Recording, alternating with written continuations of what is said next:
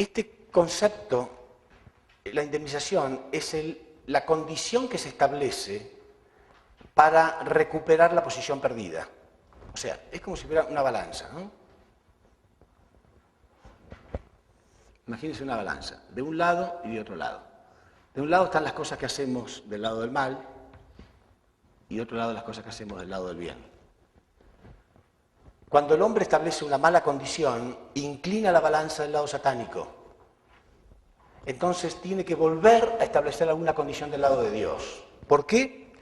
Y esto apréndanlo, que es una cosa que los predicadores evangelistas nunca han enseñado correctamente. Ni Dios ni Satán nos pueden reclamar incondicionalmente. Mucha gente ha dicho, bueno, por gracia divina Dios salva al que quiere, y entonces si quiere, quiere, si no quiere, no quiere, y Satán, no. Ni Dios ni Satán pueden reclamar a alguien incondicionalmente. Claro, esta frase, ni Dios puede, es algo que nunca ha sonado bien en la historia. ¿Cómo Dios no puede? Si Dios es todopoderoso. Pero ya lo expliqué en la primera conferencia, ¿no? Dios creó al hombre con una parte de responsabilidad. Y eso Dios no lo va a violar. Dios no hace nada solamente por su voluntad. Depende del hombre. Eso tienen que aprenderlo muy bien. Por esa razón Dios establece esta condición. Pero si bien Dios no hace lo que se le antoja, podría hacerlo. Por supuesto que Dios es todopoderoso. Pero Dios no lo va a hacer nunca, jamás. Porque eso sería violar la característica del ser humano. Del mismo modo, Dios no le permite a Satán que haga cualquier cosa tampoco. Pero lamentablemente nosotros siempre establecemos condiciones del lado satánico. Porque lo llevamos en la sangre, somos como él. Entonces, cuando una persona cometió un error, o un grupo de personas, un pueblo, una nación comete un error, tiene que establecer alguna condición de indemnización para inclinar la balanza de nuevo del lado de Dios. Y esa indemnización viene a través del número 40. Por eso ese número se repite cientos de veces en la Biblia, siempre. Después de cada error, después de cada fracaso, automáticamente aparece el número 40. O 40 días de diluvio, 40 días de ayuno, o 40 días de esto, de lo otro. Y a veces, si el error fue muy grande, son 10 veces 40. Son 400 años. Siempre. ¿Por qué el número 40? Bueno, porque el número 4 representa el ideal de Dios. ¿Se acuerda el fundamento de 4 posiciones? La primera bendición era mente y cuerpo unido a Dios. La segunda bendición, esposo y esposa, mujer ideal, hombre ideal, centrado en Dios. Y la tercera, la humanidad y la creación, centrada en Dios. ¿Se acuerdan? ¿Lo que explicamos ayer? ¿No? ¿Sí? Lo vimos ayer, ¿no? Quiere decir que el número 4 representa el ideal de Dios. Pero todo tiene que pasar por las 3 etapas de formación, crecimiento y perfeccionamiento. Entonces, cada una de estas etapas se divide también en formación, crecimiento y perfeccionamiento de la primera etapa, formación, crecimiento y perfeccionamiento de la segunda etapa, formación, crecimiento y perfeccionamiento de la tercera etapa. ¿Sí? Entonces son 3, 6, 9 y el número 10 representa la perfección. Entonces la perfección del ideal de Dios, 4 por 10, 40. Quiere decir que el número 40 representa separación de Satanás, la separación del mal. Por esa razón, en toda la Biblia, cada vez que hay un fracaso, aparece el número 40. Siempre, ya lo vamos a ver, se lo voy a demostrar. ¿Y en qué etapa cayeron Adán y Eva? ¿En qué etapa cayeron? Acá, ¿no? ¿Sí? Llegaron hasta acá y cayeron. Quiere decir que acá Satán los invadió. Por eso el número 6. ¿Y qué invadió? Las 3 bendiciones, ¿no? Entonces 6, 6 y 6. La Biblia dice que ese es el número de la bestia, el número satánico. Bueno, entonces, acá hubo un fracaso. Caín mató a Abel.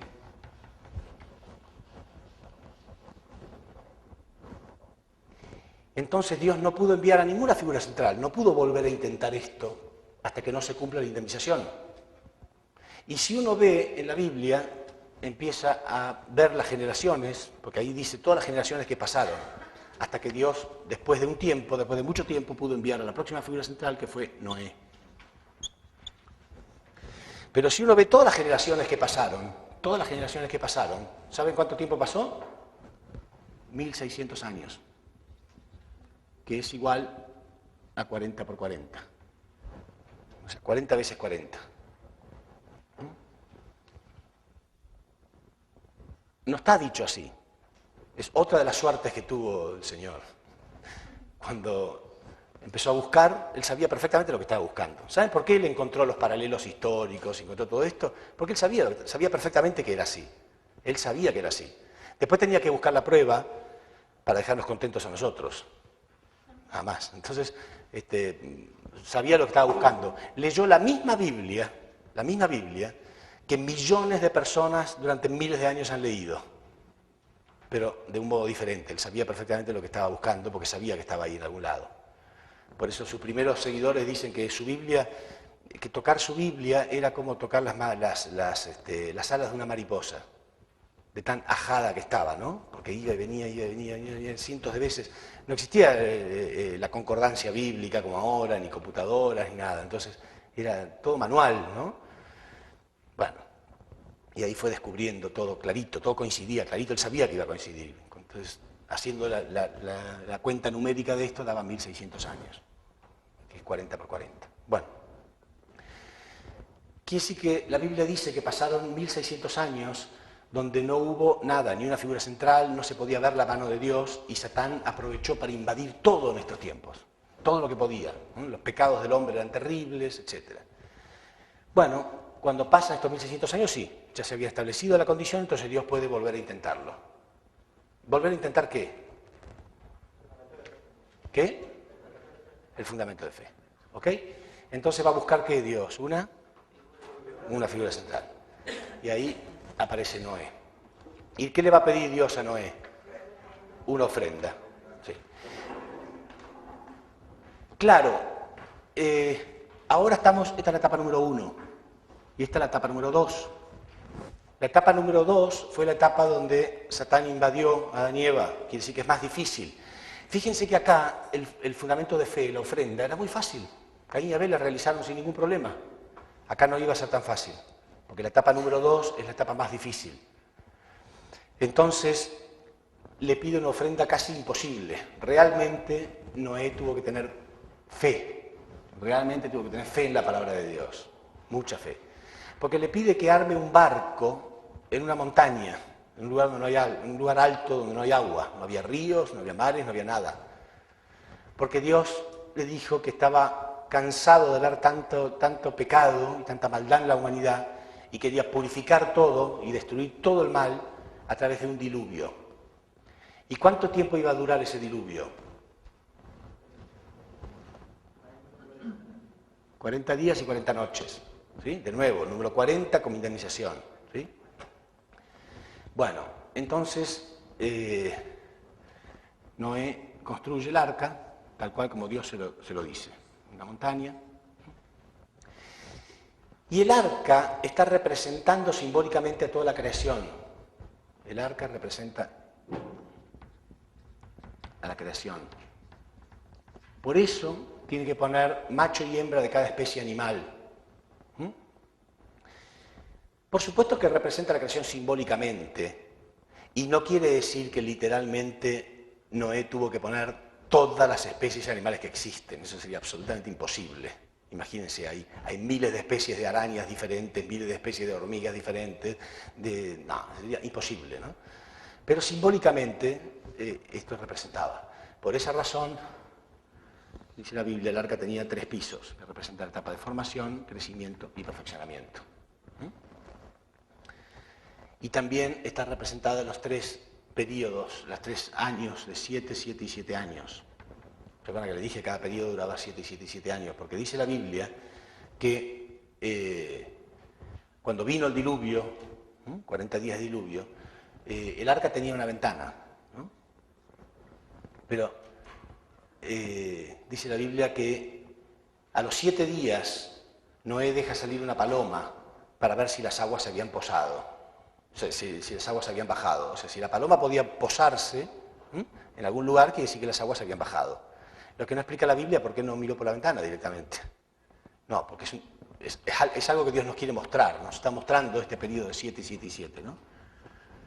Y otras cosas más que después voy a explicar. Dice que la paloma vuelve al arca porque no tenía dónde posarse los primeros 7 días. Entonces Noé espera 7 días más y vuelve a dejar salir a la paloma. Y ahí la paloma vuelve con una rama de olivo en la boca. Quiere decir que algunas ramas estaban apareciendo en la superficie del agua. Quiere decir que la rama de olivo representaba la esperanza. Sin embargo, tiene que esperar 7 días más y ahí sí, la paloma no regresa, quiere decir que las aguas habían bajado y Noé se posa en tierra. Ahí están los 3 periodos, 7, 7 y 7. Pero también aquello de la rama de olivo tiene un significado que después voy a explicar. Entonces, también dice la Biblia que había un ave de rapiña que giraba alrededor del arca en forma permanente. Y vamos a ver que en la Biblia se refleja en varias partes que el ave de rapiña simboliza a Satanás. Después lo voy a mencionar. Quiere decir que significa que Satán está siempre girando, esperando el momento que uno cometa un error para invadir la ofrenda. Por eso las ofrendas tienen que ser establecidas de modo perfecto.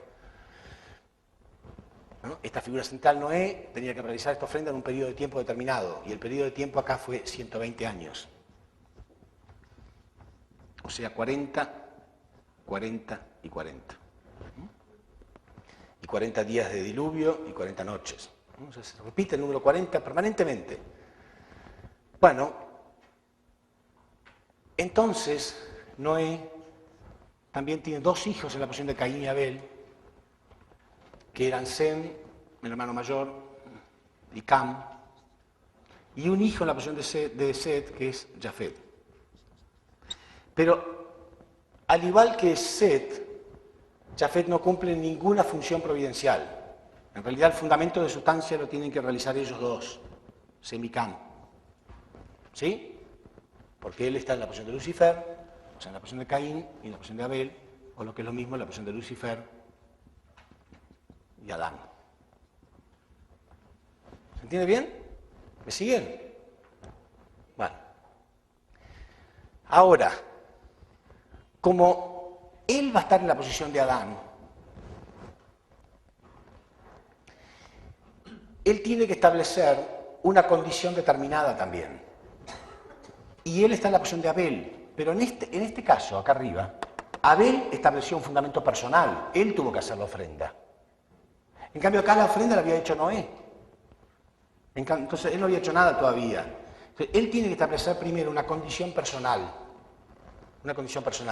que es mostrar la unidad. Si él se une a su figura central, si él se une a esta figura central, su padre, entonces hereda el mérito de lo que él hizo. Él le había hecho la ofrenda correctamente, una ofrenda muy difícil. Entonces él tenía que unirse.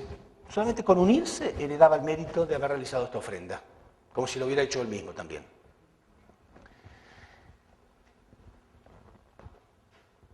Sin embargo,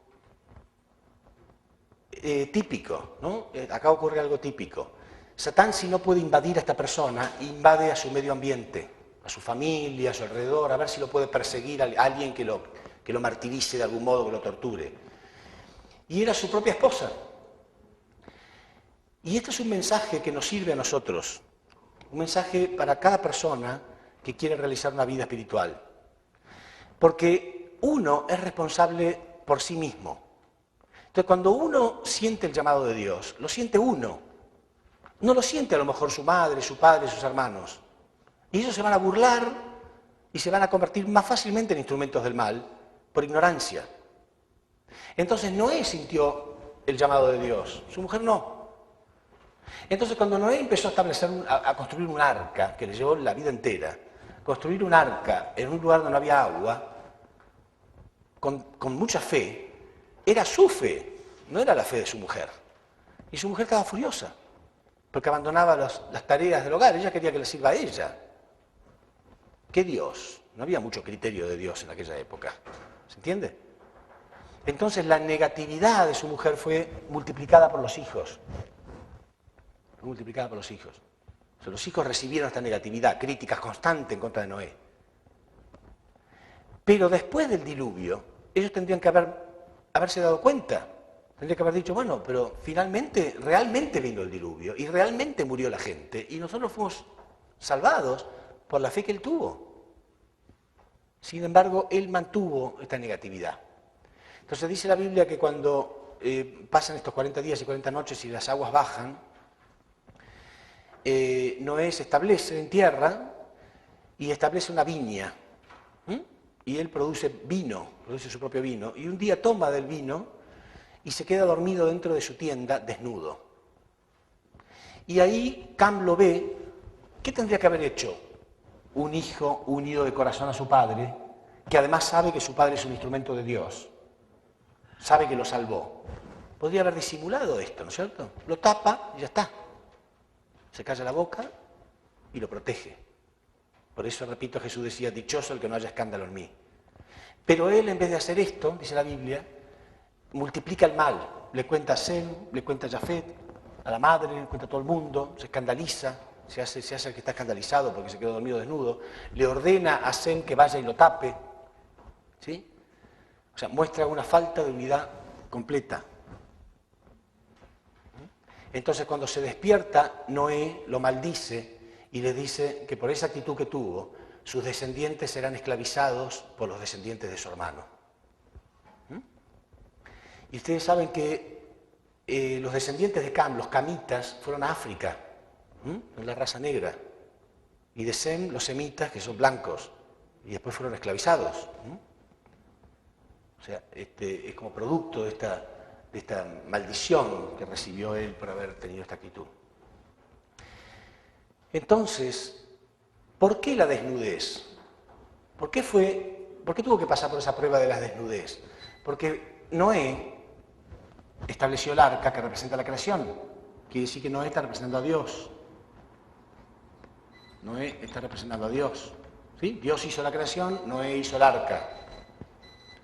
¿No? Entonces, él representa a Dios. ¿Y él representa a quién? A Adán. ¿Sí? Está en la posición de Adán, dijimos, ¿no es cierto? Caín y Abel, o Lucifer y Adán. Entonces, Adán y Dios. ¿Qué excusa utilizó Adán para apartarse de Dios? La vergüenza por la desnudez. ¿Sí? La vergüenza por la desnudez. Entonces, Dios utilizó esto mismo para que él pudiera superar esto. Sin embargo, él usó esto como excusa y se separó, se apartó de su padre. Entonces, ¿el fundamento de fe fue establecido victoriosamente, sí o no? Sí. El fundamento de fe fue establecido. El arca se hizo en el tiempo debido. Ahora, ¿qué faltaba? El fundamento de sustancia.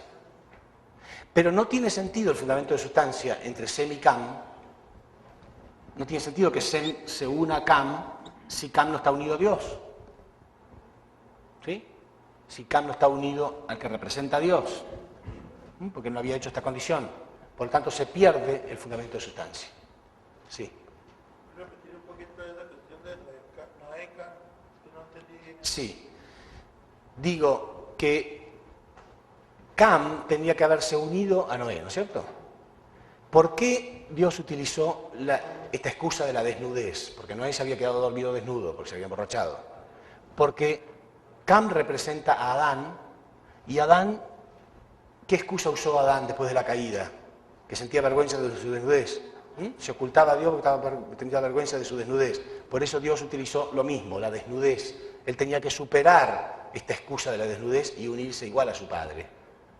Sin embargo, no. Utilizó la desnudez como una excusa para apartarse de él, igual que Adán. Entonces, se pierde el fundamento de sustancia. No se puede realizar. Y se pierde esta figura central. Otra vez más, y se pierde este periodo también. Y tiene que empezar el tercer periodo. ¿Cuántos años pasa? Pasan 400 años, otra vez el número 40. ¿Sí? Vieron que yo le dije que después de cada fracaso hay una indemnización, ¿no? Bueno, lo borré. Una indemnización a través del número 40. Bueno, acá pasan 10 veces 40. 400 años. Y solamente después de 400 años Dios puede enviar a la próxima figura central, que es Abraham. Bueno, de nuevo dije enviar. ¿Ven? La costumbre. Dios no lo envía, Dios lo elige. Dios elige a Abraham. Entonces ahora la figura central va a ser Abraham. ¿Qué tiene que establecer Abraham? Un fundamento de fe. Para eso tiene que establecer una ofrenda en un periodo de tiempo determinado. Pero como estamos en la etapa número 3, que fue la etapa que Satán nunca invadió, formación, crecimiento y perfeccionamiento. La etapa número 1, 2 y 3. La etapa número 3 Satán nunca invadió. ¿Sí? Porque invadió a Adán y Eva en la primera y segunda etapa. Entonces, Dios va a hacer que la ofrenda sea mucho más sencilla. Y ahí hay otra explicación para los pastores, para los evangelistas, para los estudiosos de la Biblia. Porque muchas veces se ha hablado de la gracia divina. ¿Sí? Los pastores hablan los predicadores evangelistas hablan de la gracia divina. Pero hay una confusión. Muchos piensan que gracia divina significa que Dios puede salvar al que se le da la gana, sin ninguna condición. Y yo estoy diciendo que ni Dios ni Satán pueden reclamar a alguien incondicionalmente. Entonces, ¿qué es la gracia divina? ¿No existe? ¿Se entendió la pregunta? ¿Cuántos hay predicadores evangelistas? ¿Habían levantado la mano ya? Uno. Ok. ¿Qué es la gracia divina? Algunos han interpretado que la gracia divina es que Dios puede salvar al que Él quiere incondicionalmente. Y eso estaría violando un principio universal. Dios creó al hombre con una parte de responsabilidad que debe cumplir sí o sí. Entonces, ¿qué significa? ¿Que no existe la gracia divina? Sí, la gracia divina es que Dios va a poder hacer las cosas lo más fácil posible cada vez que sea posible. ¿Sí? Por ejemplo, acá como estamos en la etapa número 3, van a ver que la ofrenda es mucho más sencilla, pero millones de veces más sencilla que hacer un arca. ¿Por qué? Porque es una etapa que representa la etapa que Satán nunca invadió. En eso está la gracia divina. Entonces, Dios le pide una ofrenda a Abraham muy sencilla, que también, al igual que el arca, con las 3 etapas, representa las 3 etapas. Él tiene que tomar una novilla, una novilla, una cabra y una paloma. No, perdón. Al revés. Representa estas etapas. Lo que pasa es que Abraham empezó al revés, por eso me confundo. Novilla, una cabra y una paloma. ¿Sí? Y al igual que todas las ofrendas del Antiguo Testamento, tenía que partirlas en 2. Era muy importante partir en 2, porque partir en 2 significaba separar el bien del mal. Las ofrendas tenían que ser en el Antiguo Testamento siempre separadas en 2, porque representaba separar el bien y el mal. ¿Qué es lo que hace Dios en toda la historia? En toda la historia Dios separa a Caín y Abel, siempre separando el bien del mal. Ya van a ver, en toda la historia de la humanidad, inclusive en razas, en pueblos, en civilizaciones, en ideologías. Hay ideologías tipo Caín, ideologías tipo Abel, ideologías de izquierda comunista que niegan la existencia de Dios, ideologías más liberales, más libres, que aceptan la existencia de Dios. O sea, Caín y Abel, bien claro, se separan estos. Entonces, todas las ofrendas tenían que ser divididas en 2, separadas en 2. Sencillo, ¿no? No era, comparado con hacer el arca, era como nada. Bueno, él tendría que haber empezado por la paloma, porque representaba la etapa de formación, crecimiento y perfeccionamiento. Pero él empieza al revés.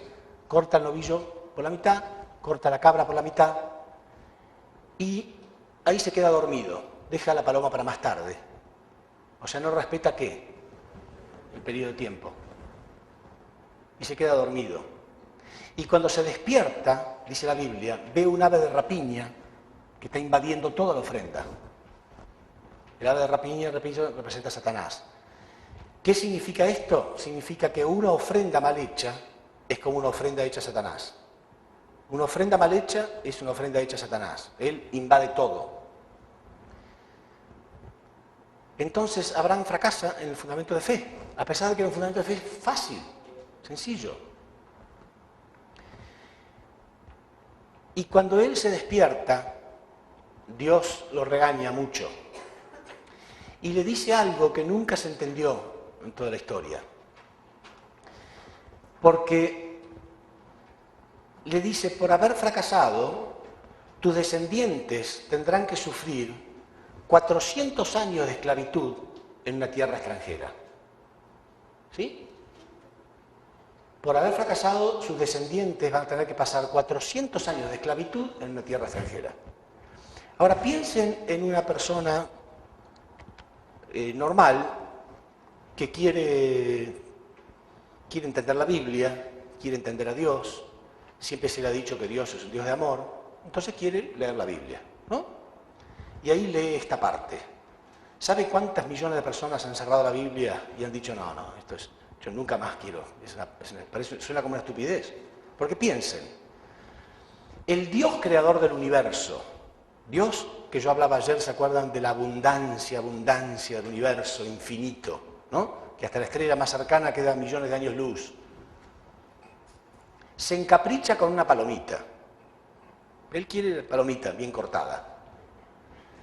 Y porque no se la dan, castiga.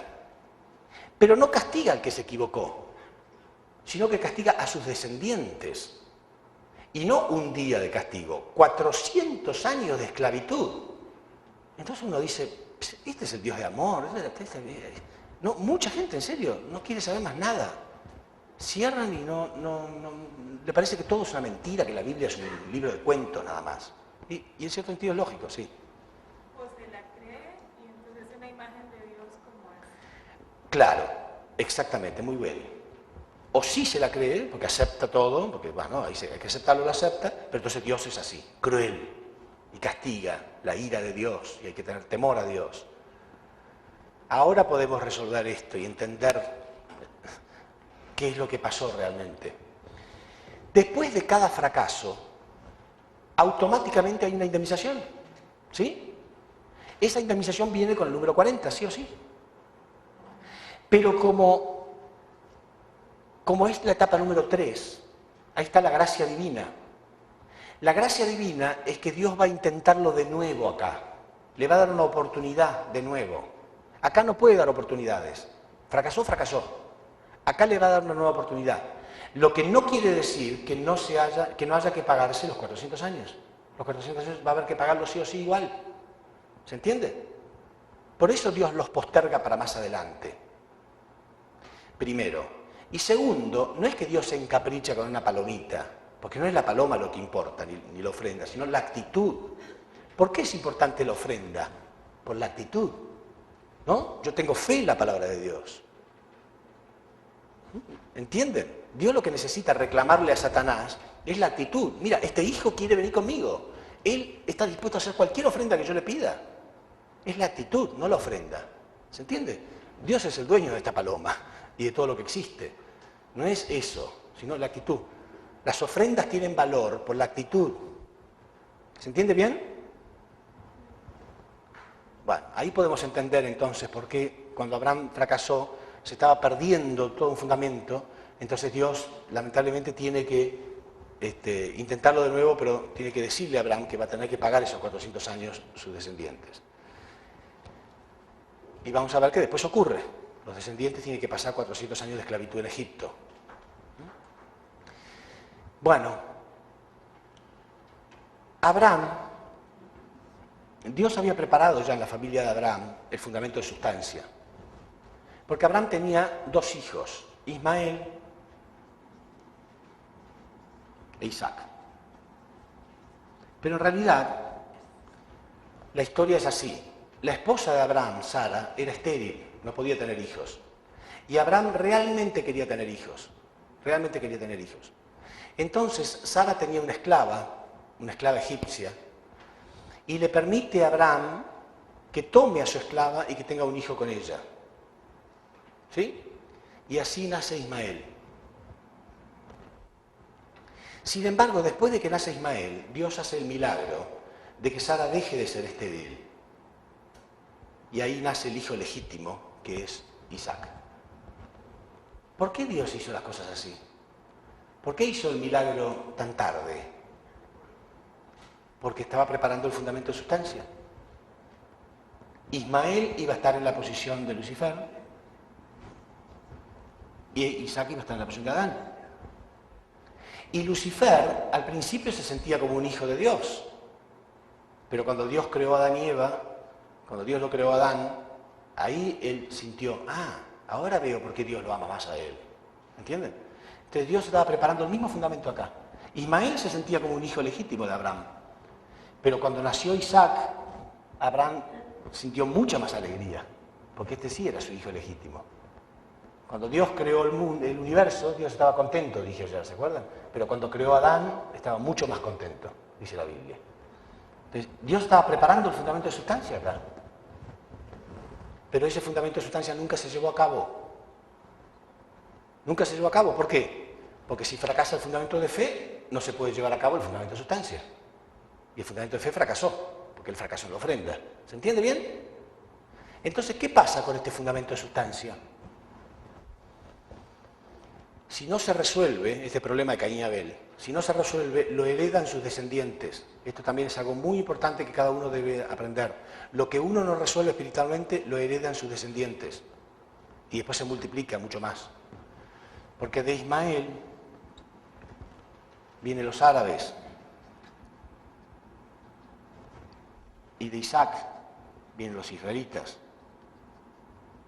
¿Y qué pasa en Medio Oriente hoy en día? ¿Qué problemas hay en Medio Oriente? Se odian. Los árabes y los israelitas se odian. Todos los musulmanes con los israelitas lo odian, los odian absolutamente. Todos los problemas, atentados de terroristas y todo proviene de este conflicto. Es uno de los últimos conflictos que tiene que resolver la humanidad. Y todos nosotros sufrimos las consecuencias. En Argentina hubo atentados terroristas, en Estados Unidos. Todo esto viene por el resentimiento que quedó suspendido en la historia entre ellos dos, porque no se resolvió en aquella época.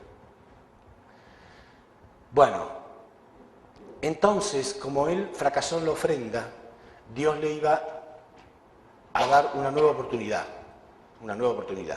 Pero claro, ahora era mucho más difícil, ya no iba a ser una ofrenda, vieron que yo les dije, una ofrenda millones de veces más fácil que el arca. ¿Sí? Cortar una palomita era millones de veces más fácil que hacer el arca. Bueno, ahora le iba a pedir una ofrenda millones de veces más difícil que hacer el arca. Millones de veces más difícil que hacer el arca. Le pide que sacrifique a su hijo Isaac, a ese hijo que él había tenido en su vejez. Él ya era anciano. Había esperado toda su vida para que puedan nacer este hijo, y ahora Dios le pedía que sacrifique a su hijo. Bueno,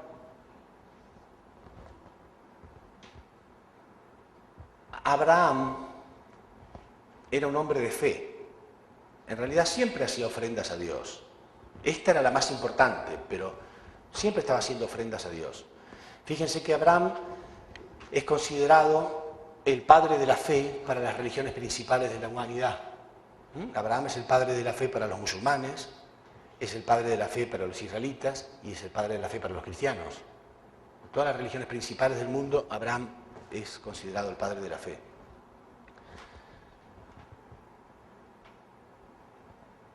Entonces dice la Biblia que él toma a Isaac, ¿no?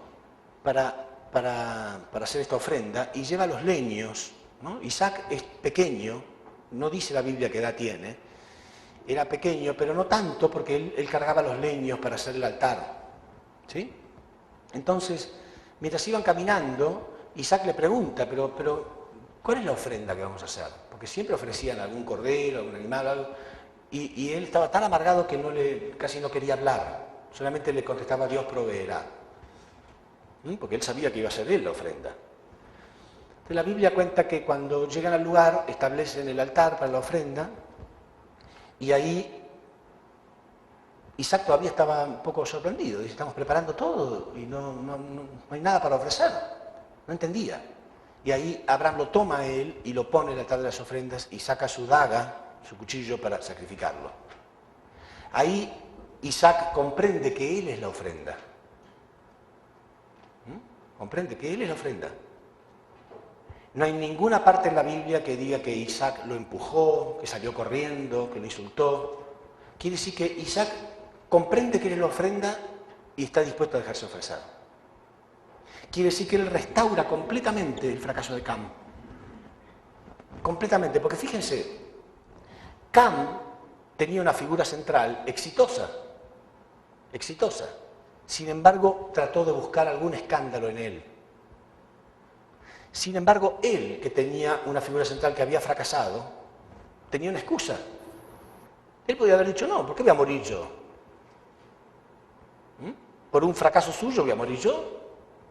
Sin embargo, él no usó ninguna excusa. Él amaba a su padre de verdad.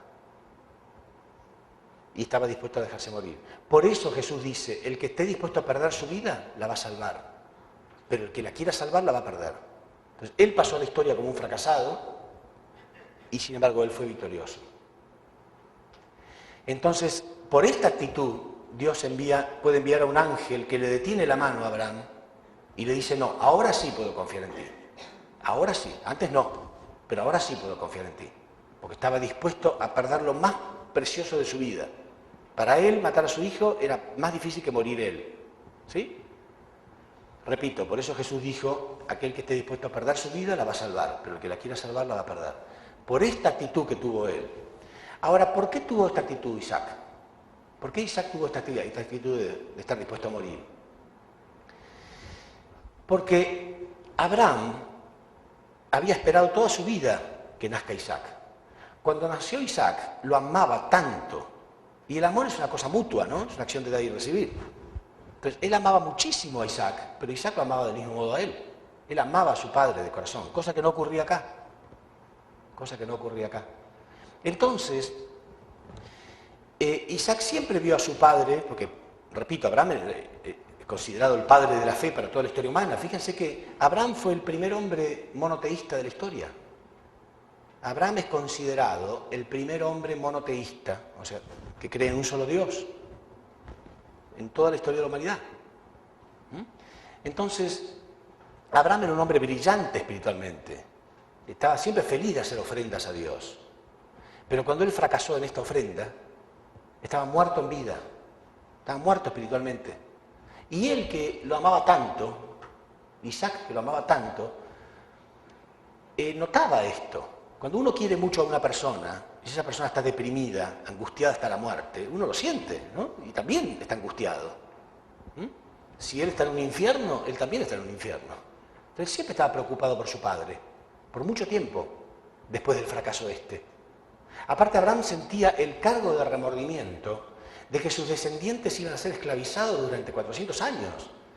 Él quedó sacudido con esto que Dios le dijo. Aparte, él sintió que Dios estaba enojado, ¿no? Por haber fracasado. Porque Dios también estaba dolido. Dios quería sacarle los hijos a Satanás. ¿Entienden? El corazón de Dios. Detrás de todo esto está el corazón de Dios, ¿no? Que no tenemos que olvidar. Queriendo alguna victoria para sacarle los hijos. Son sus hijos. Sus hijos están en manos del enemigo. Imagínense, ustedes tienen hijas, algunas hijas, y un violador las secuestra. ¿Cómo se van a sentir ustedes cada minuto sabiendo que sus hijas están en manos de un violador? Pero Dios está muchísimos, miles de años ya, viendo que sus hijos estaban bajo el dominio satánico. Pero estaba ahí esperando algún éxito, alguna victoria de su lado. Entonces, estaba muy frustrado cuando Abraham fracasó. Y Abraham, que amaba tanto a Dios, porque es el padre de la fe, sentía esto. Dios se enojó conmigo. Y encima mis descendientes van a tener que sufrir 400 años de esclavitud. Pero cuando Dios le dio una nueva oportunidad, Abraham resucitó. Cuando Dios le dijo, te voy a dar una nueva oportunidad, era como, me da una nueva oportunidad. Y Isaac vio esto, vio este brillo de nuevo. Entonces quería ayudarlo a hacer esta ofrenda. Y cuando se enteró que él era la ofrenda, con tal de no desilusionarlo, con tal de no matarlo espiritualmente de nuevo, dijo, bueno, está bien. Y por esa actitud, Dios pudo dar como exitoso. Y ahí tomaron un animal entonces, ¿no? El ángel le permitió que tomaran un animal y que sacrificaran un animal. ¿Vieron lo que yo les dije antes? Que es la actitud lo que Dios quiere, no es la palomita lo que Dios quiere, no es la muerte de Isaac lo que Dios quiere, es la actitud. Por eso el que esté dispuesto a perder su vida la va a salvar. Porque ya está mostrando la actitud, estoy dispuesto a morir. ¿Sí? No se olviden nunca de eso. Es la actitud lo que Dios puede tomar.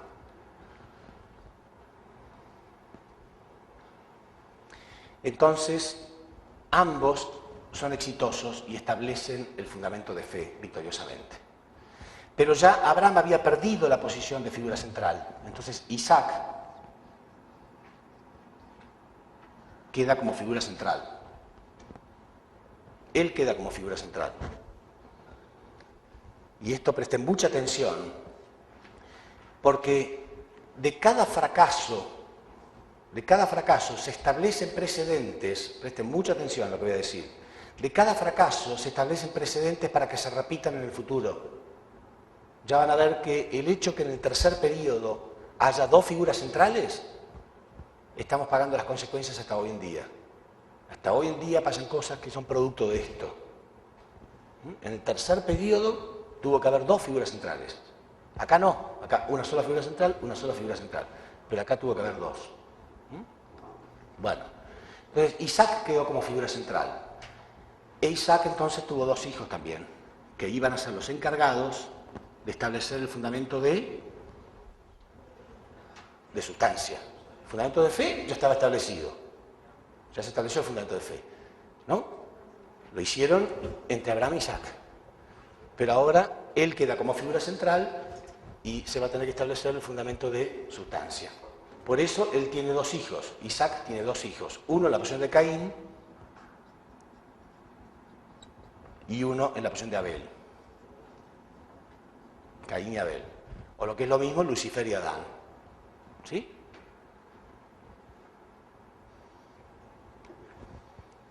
Bueno, vamos a hacer un pequeño descanso y voy a culminar con esto dentro de 10 minutos. ¿Sí?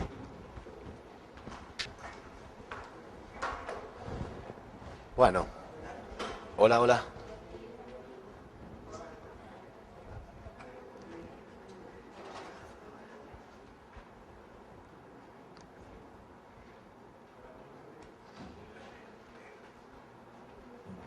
Hola, hola, hola.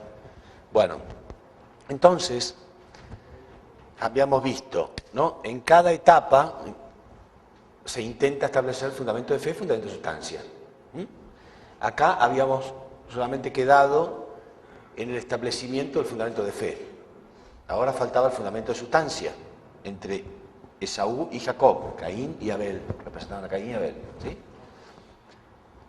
Pero fíjense acá que del mismo modo que yo dije que Cam tuvo que establecer una condición personal, ¿no? Acá Isaac había establecido la condición, la ofrenda la hicieron junto con Abraham. Pero acá Jacob no había hecho nada. Quiere decir que el fundamento de fe se había establecido ya entre Abraham e Isaac. Pero él todavía no había hecho nada, ninguna condición. Entonces, él tiene que hacer una condición. Antes de iniciar la providencia del fundamento de sustancia, tiene que establecer una condición. Y la condición que Dios le pone a Jacob era la de recuperar la primogenitura. ¿Qué significa esto? En realidad, Jacob y Esaú eran mellizos, ¿sí? Pero aún cuando fueran mellizos, uno nace primero y el otro nace después. Uno sale del vientre de la madre primero y el otro después. Entonces, dicen que en el vientre de la madre estaban como luchando los dos, dice la Biblia.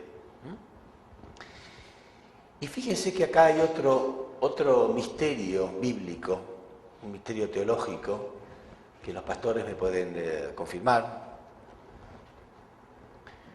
que dice la Biblia algo muy raro, muy raro. Dice que cuando ellos estaban en el vientre de la madre, o sea, no habían nacido todavía, Dios amó a Jacob y odió a Esaú. Es raro, ¿no? Primero, Dios no es un Dios de odio. Segundo, ellos no habían hecho nada todavía, ni siquiera habían nacido. ¿Sí? ¿Por qué dice eso? Cuando hay misterios y cuando hay cosas raras, el hombre tiene tendencia a interpretarlas, a sacar cualquier explicación y ahí se crea toda una corriente de pensamiento. Si esa deducción que hizo el teólogo es equivocada, a lo mejor por generaciones y generaciones queda esta teoría equivocada, ¿no? La razón por la cual Dios dice eso la Biblia, que Dios amó a Jacob y odió a Esaú cuando ni siquiera habían nacido, o sea, no habían hecho nada malo, es la posición que representan. Él representa a Lucifer, el mal, y él representa a Adán, el bien. Es como el bien y el mal. Dios odia el bien y odia el mal y ama el bien. Eso representa. no a ellos, sino a la posición que ellos iban a ocupar. ¿Se entiende? Bueno, entonces Esaú nace primero, pero ocurre que en esta época era tradición que cuando el padre de familia moría, el hijo mayor quedaba como padre de familia, el hijo mayor quedaba como jefe de familia. ¿Sí? No es como ahora, que cuando mueren los padres, todos los hijos se heredan por igual, no importa si sea mayor o menor, ¿no? En aquella época no, todo lo heredaba el mayor, heredaba la posición de jefe de familia. Entonces, como el mayor está en la posición de Caín, a través del cual Satán trabaja, ¿sí? Dios no puede permitir eso. Entonces, Dios quiere que se revierta esto y que el menor ocupe esta posición. Entonces, ya Jacob, desde chico, recibe de Dios, inexplicablemente para él, esta tendencia a querer la primogenitura. Entonces cuenta la historia, aparte de Esaú, realmente no era una buena persona, ni siquiera la madre lo quería. La madre no lo quería mucho, ya lo vamos a ver ahora. Entonces, era Caín, lo que nosotros llamamos Caín. Cuando nosotros decimos que una persona es Caín, significa que tiene tendencia a ser resentido, a ser malo, ¿no? Egoísta, etc. Entonces, él era un verdadero Caín. Entonces, la Biblia cuenta que un día Esaú sale a cazar para buscar alimento y Jacob, que era más hogareño, se queda en su casa cocinando un guiso de lentejas. Y Esaú no logra cazar nada y cuando vuelve muy hambriento. Entonces le pide a Jacob, ¿no? Llega y ve que Jacob había cocinado una rica comida, le pide que se la dé, que lo convide. Y Jacob, ya influenciado por Dios, una influencia casi inexplicable, le dice, bueno, yo te doy si tú me lo cambias por la primogenitura. O sea, yo te doy este guiso si tú me lo cambias por primogenitura.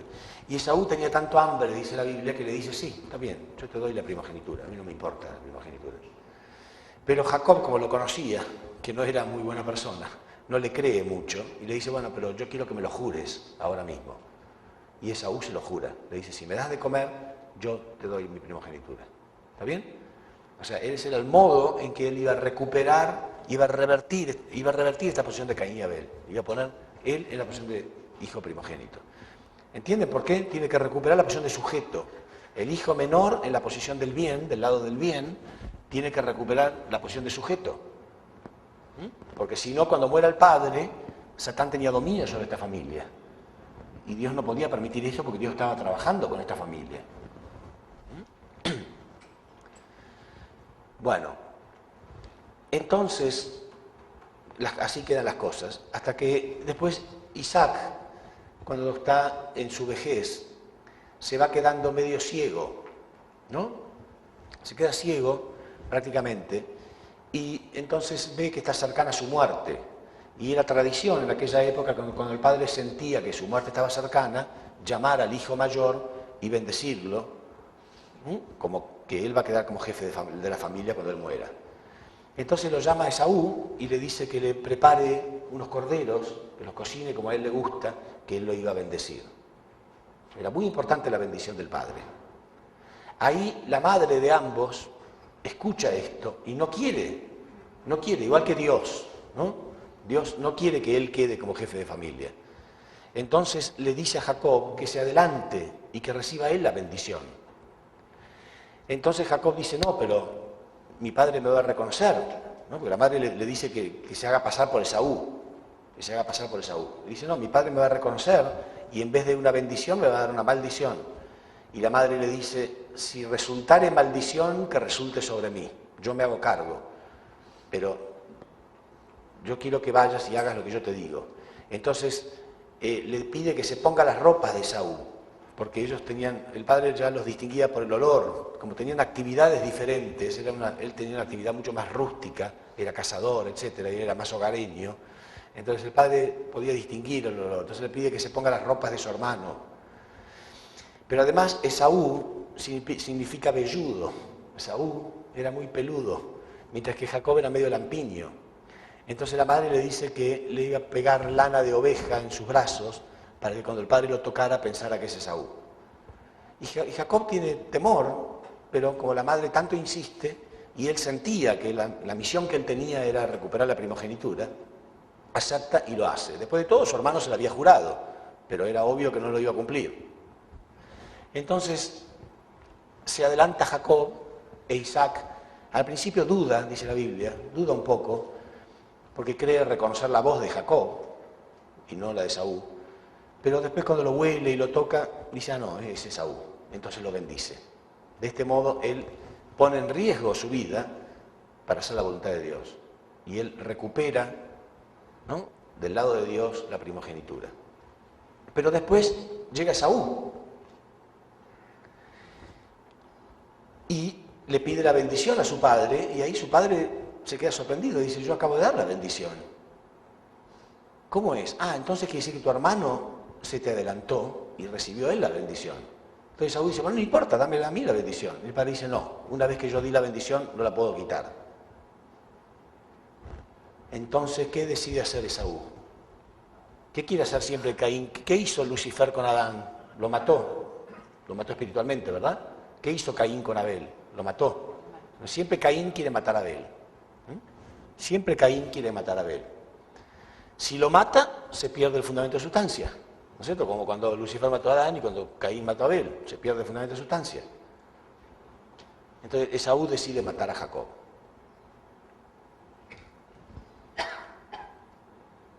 Bueno, entonces, repito lo mismo de siempre, ¿no? El único modo que no ocurra esto es que Esaú termine tomando el punto de vista de Dios, se arrepienta de lo que quiere hacer, ¿no?, saque su naturaleza caída, porque yo dije que el fundamento de sustancia es el fundamento para quitar la naturaleza caída. Pero Dios tiene que permitir esto. Dios tiene que permitir que Esaú sienta esto. De hecho, Dios hizo todo esto a propósito. Esto de influenciar a Jacob para que recupere la primogenitura, todo para que él sienta esto. Ganas de matarlo. Pero que finalmente se arrepienta. Pero acá ocurre algo extraño, porque se supone que la persona de la posición de Caín y la persona de la posición de Abel tienen que confrontarse y restaurar el fundamento de sustancia, no escaparse. Sin embargo, por una razón que voy a explicar ahora, Dios le permite a Jacob que se escape. Cuando Jacob lo va a matar, Dios le permite que se escape. ¿Por qué? Porque Dios nos quiere mostrar algo. Dios quiere dar un mensaje que sea para todo el resto de la humanidad. Dice la Biblia que la madre se entera, porque Esaú dice, se pone tan furioso que Esaú dice, cuando mi padre muera, lo voy a matar a Jacob. Cuando mi padre muera. No quiero matarlo ahora porque no quiero causarle dolor a mi padre, pero cuando él muera, yo lo voy a matar. Y la madre, y le faltaba poco para que se muera, porque ya era anciano. Entonces la madre escucha esto y le dice a Jacob que tiene que huir, que tiene que escaparse a las tierras de su hermano Labán. O sea, el tío de él, el hermano de la madre. ¿Por qué? Ya vamos a ver por qué. Dios permite que él se escape.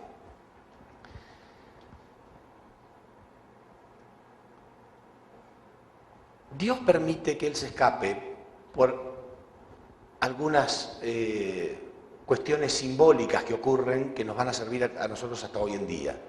Pero además, Dios permite esto porque hace una especie de pacto, un trato con Satán. Sí, un trato con Satán. Porque este no va a ser el mero enfrentamiento entre dos personas cualquiera. Esto es crucial para la providencia. Este va a ser el enfrentamiento entre Satán y Dios. Es el enfrentamiento entre el odio y el amor. Es el enfrentamiento entre la mentira y la verdad. Es crucial para la historia humana. Porque fíjense ustedes que de acá, de este linaje, nace Jesús. De todo este linaje que estamos hablando, nace Jesús después. Entonces esto es crucial. Entonces el trato, la especie de trato entre Dios y Satán es, bueno, Dios dice, yo voy a demostrar que el amor es más fuerte. Y Satán dice, bueno, yo voy a demostrar que el odio es más fuerte. Porque cuando él vuelva, él va a estar tan resentido que lo va a matar igual. Entonces, bueno, hacen ese trato. Y durante muchos años, ahora voy a explicar cuántos años y por qué, Dios trabaja con Jacob. Y se nota que Dios trabaja con él, pero Satán trabaja con él. Dice la Biblia entonces que él se va a las tierras de Labán, y cuando llega a las tierras de Labán, apenas llega, se encuentra con la hija menor de Labán, que era muy bonita, y él se enamora automáticamente. Entonces le pide a Labán la mano de su hija, y Labán era un tirano, era un aprovechador, un explotador. Y le dice que sí, que él le va a dar la mano de su hija, pero si él trabaja 7 años gratis para él. Y Jacob, llamarán ustedes que Jacob es un verdadero Abel. Así como nosotros decimos un Caín es una persona resentida y mala, un Abel es una persona buena, obediente, sumisa, ¿sí? Humilde. Y ese es un verdadero Abel. Jacob siempre dice que sí a todo. No importa lo injusto que sea, él agacha la cabeza y acepta. Porque Dios trabajaba con él. ¿Se entiende? Dios le da esta paz. Dios le da esta sabiduría. Entonces, él dice que sí, trabaja 7 años gratis para Labán. Cuando termina estos 7 años, en aquella época la tradición era que la noche de boda era oscuras, ¿no? Las mujeres usaban un velo, ¿no? Se tapaban el rostro y todo así, en un modo muy espiritual, digamos. Entonces Labán lo engaña y no le da la hija que él había pedido, le da otra hija, la hija mayor. Pero él se da cuenta recién a la mañana siguiente, ¿no? Entonces a la mañana cuando se levanta se da cuenta que lo había engañado. Entonces va y le reclama a Labán, ¿por qué me diste a tu hija mayor y no a la menor que yo te pedí? Y Labán le dice, bueno, lo que pasa es que es una tradición en estas tierras, que no se puede casar la menor mientras la mayor permanezca soltera. Lo que no le explica por qué no se lo dijo antes, ¿no?